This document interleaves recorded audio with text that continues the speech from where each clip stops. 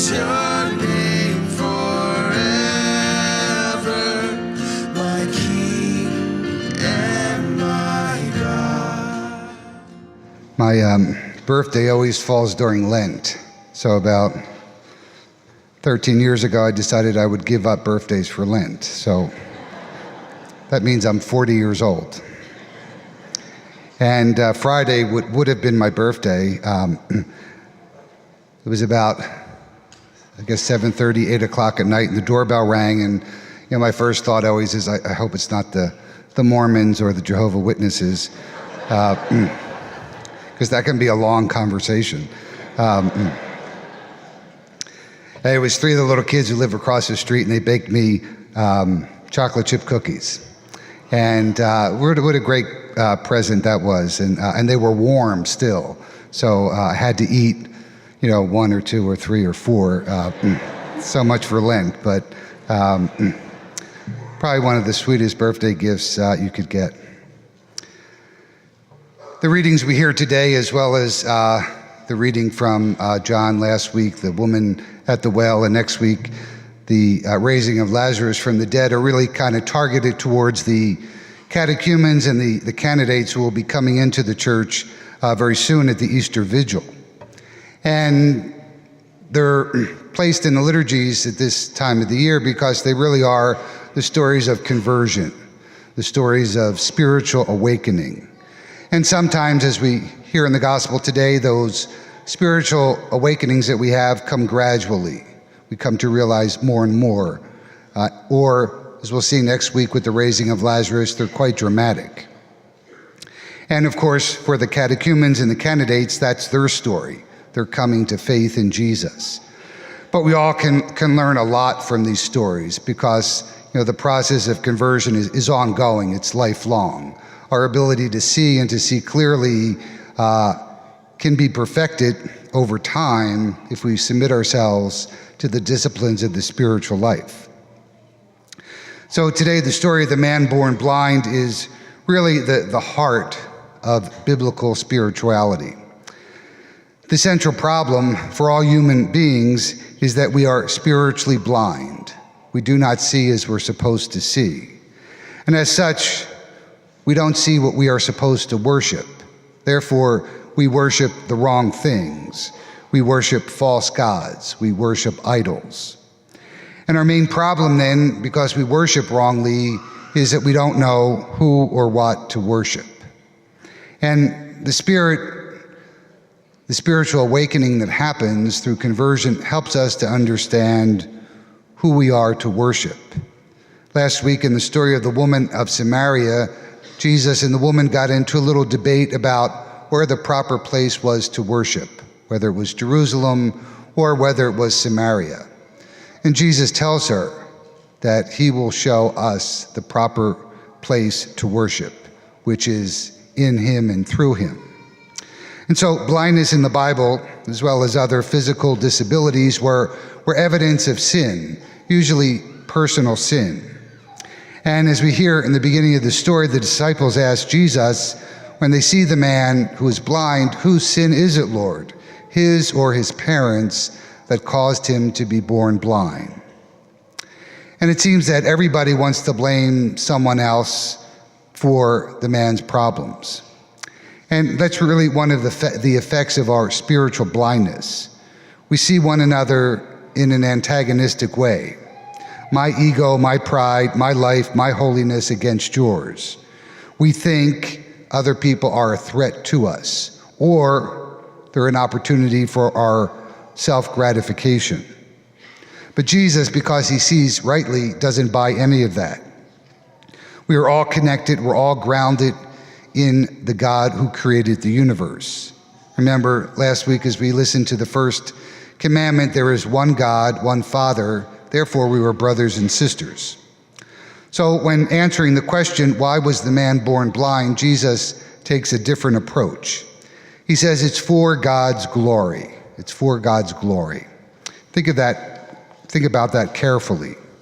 What Jesus is in effect saying is that our blindness, our dysfunction, our defects are the raw material from which God creates something good.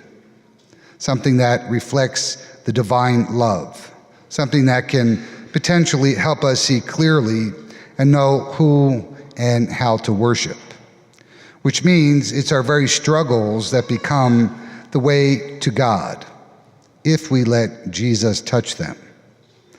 And unlike the rest of the crowd, even the 12, Jesus has compassion on this man.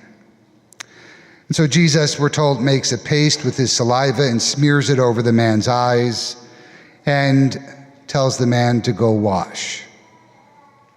I think what John is hinting at here is that through Jesus, through his humanity, we touch divinity, which is what exactly happens in the sacraments. Ordinary human and earthly realities become the bearer of divine presence to us. So it's not bread, but the bread becomes a host, which bears the presence of Christ himself to us. And so it is with every sacrament that we receive. It's an encounter with the presence of God. And so the man goes off and washes in the pool of Siloam. It's obviously here a symbol of baptism. And what John is telling us here is that the way by which we come to see is through baptism, which brings us into the church, which then becomes the way by which we see clearly and know then how and who to worship. And that's the whole point of the church, that we worship God together, which is exactly what the man in the gospel born blind eventually does. He falls down and he worships Jesus as his eyesight, his spiritual eyesight, becomes more focused.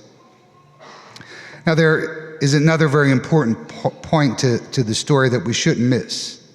Once the man is healed by Jesus, once he comes into the church, once he becomes a disciple, he is ridiculed and he's looked upon with suspicion. Becoming a Christian will not automatically win you applause or esteem from others. In fact, like the man, like his parents, he might just suffer persecution. Something that we should all consider, but especially those coming into the church. But also, for us, as many of you know, our society is increasingly hostile to Christians. And I have to say that just as the Pharisees in the story did everything they could to undermine Jesus and his ministry, the world will do everything it can to undermine our faith, your faith. So as we hear in the first move, they claim that this was not the man born blind, just someone who looks like him. But he says, no, it's me. He stands up and is not afraid to be counted. In the second move, they accuse Jesus of doing this on the Sabbath, breaking the law. Therefore, he is in collusion with the powers of darkness. The blind man retorts, I don't know if this man is a sinner, but I do know that he healed me. And he is stating the simple spiritual fact. He has come to vision through the power of Christ. We, as believers, can often be undermined too. The forces of darkness certainly want to break us away from Christ.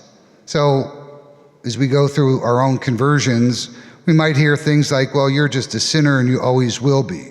Or you're nothing but a liar, a cheat, a thief, an addict, or so forth. We don't really believe that you've changed.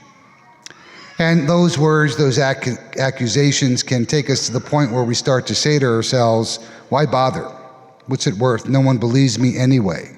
I might as well go back to the old way of life. But the man born blind is a model for us. He stands up, even under difficult circumstances, and testifies to the truth. The Pharisees were really, if you think about it, violating that third commandment, do not misuse God's name, because they were in essence calling that which was good evil. They were using their position as religious leaders to justify the violence that they were going to commit against Jesus. And that's why Jesus says to them in the end, if you were blind, there would be no sin in that. But you say you see, so your sin remains. The worst thing a believer can do is to use God's name to justify wrongdoing, to call evil good or good evil. Finally, we're told that the man is thrown out. He's expelled, he's alienated, he's marginalized. And that's when Jesus seeks him out and brings him into his community. The Pharisees, wanted a world of division and a world of separation. They're indeed blind because they fail to see that God is our Father and that we are brothers and sisters, and they fail to see the power of God working in and through Jesus. And so the lessons of this gospel are important for us. And the first one is simply, let Jesus touch your weakness. That's precisely the raw material Jesus will use to recreate you. St. Paul said, it's when I'm powerless that I'm strong. When I'm in touch with my weakness that I experience the power of God. Secondly, know and believe that God, the divine presence, comes to us in the sacraments of the church. We are touched by grace in each sacrament, and our blindness is healed. Our vision gets a little clearer. And thirdly, keep your eyes focused on Jesus and learn to see through the eyes of his church, because from there you'll always see correctly. This story ultimately speaks of the many, many dark places in our world today where Jesus is not welcomed, nor his followers.